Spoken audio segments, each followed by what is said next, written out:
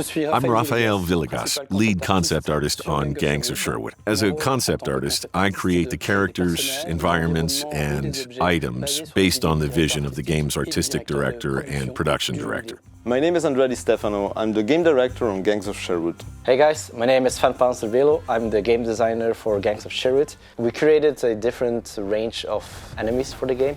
We have weaker enemies who alone are basically punching bags for the player, but become a huge threat the larger they are in numbers. But then on the other side we have the elite enemies who they themselves pose a huge threat onto the player team. We have different roles for the enemies. For example, we have the priority targets. A good example of that is the flag bearer, who left alone will buff his allies around him. And then on the other side we have base breakers.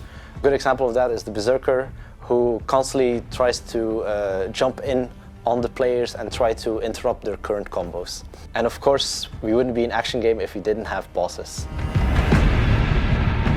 In terms of categories, there's a wide range. We have the lightest units, we have ranged units, there are semi-bosses, and the main bosses that have their own arenas. The distinction is fairly obvious. We differentiate between them using size, color schemes, and the way armies are portrayed, because each boss is like a military leader with their own army. So there are associated colors and uniforms. All of this came out of the creation process relatively naturally.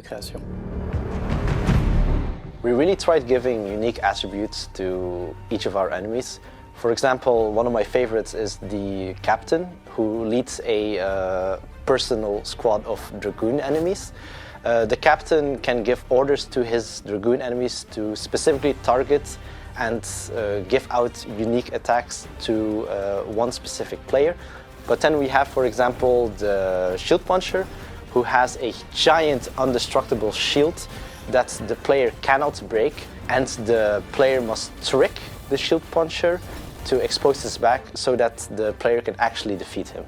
For armor, we decided to go with animal-styled armor for some of the elite units. This wasn't random. They have a direct connection with English coats of arms. We wanted to go a bit further than just banners and color schemes. We even used sculpture to make the enemies more epic. So we end up with a complete representation of Richard the Lionheart, of course, and the Nottingham Stag.